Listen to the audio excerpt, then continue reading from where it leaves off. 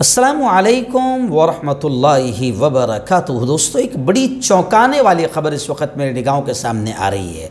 जी हाँ, रियासत आसाम के मुख्यमंत्री वज़ीर आला CM हेमंत बिस्वा ने बड़ा दावा करते हुए ये कहा है कि 1500 नौजवान दहशतगर्द तंजीमों में शामिल हुए हैं। जी हाँ, सच सुना आपने।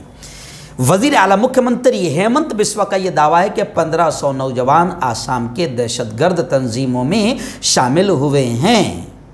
2016 से अब तक ज़्यादा नौजवान मुख्तलिफ अलग अलग दहशतगर्द तंजीमों में शामिल हुए हैं। शर्मा के हेमंत बिस्वा के इंकशाफ के बाद अब लोग ये सोचने पर मजबूर हो गए हैं कि क्या कश्मीर के बाद अब आसाम दहशतगर्दों का गढ़ बन जाएगा।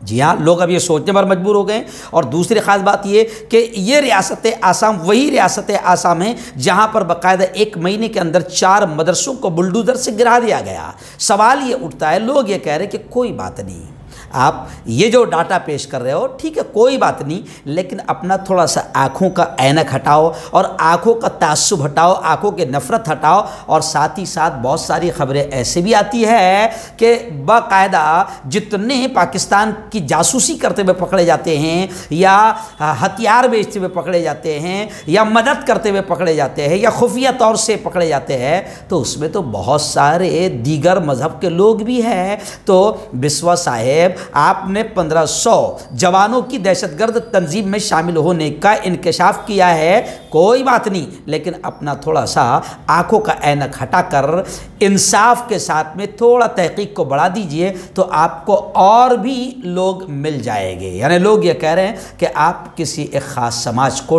टारगेट करके माहौल ख़राब कर रहे हैं या फिर 2024 के लिए आप माहौल बना रहे हैं।